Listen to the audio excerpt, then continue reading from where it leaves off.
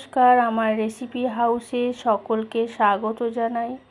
আজ ভেটকি মাছের কাঁটা দিয়ে পুঁইশাক চচ্চড়ি করব।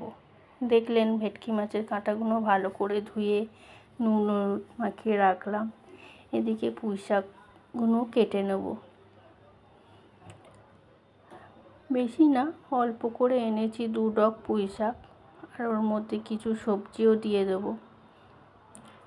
অল্প করে কুমড়ো, একটু বেগুন, একটা আলু দিয়ে দেবো। এদিকে সবজিগুলো কেটে নিচ্ছি।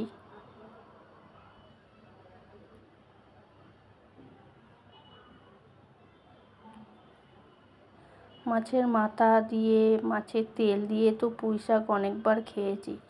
আজকে ভেটকি মাছের কাঁটা দিয়ে পুঁইশাক করে দেখি কেমন লাগে।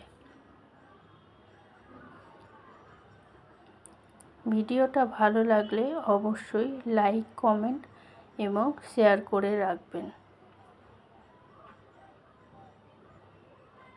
আলু বেশি দেইনি, আলু একটাই দিচ্ছি।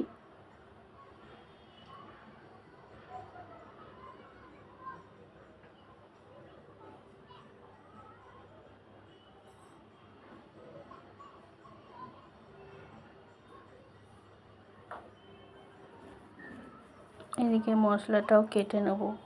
পেঁয়াজ, আদা, রসুন, কয়েকটা কাঁচা লঙ্কা। এবার মশলাটা বেটে নেব।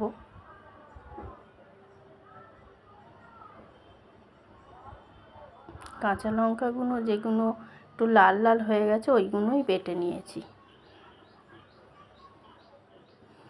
তারপর এদিকে কড়াই তেল দিয়েছি, তেলটা গরম হয়ে গেছে।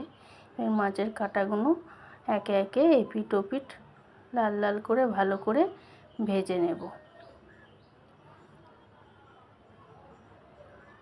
ভাজার পর ওই মাছের তেলেতেই 5 ফোড়ন, তেজপাতা ফোড়ন দিয়ে দেবো। দিয়ে সবজিগুলো একে একে সব ভেজে নেব। সবজির ওপর একটু নুন দিয়ে দিচ্ছি।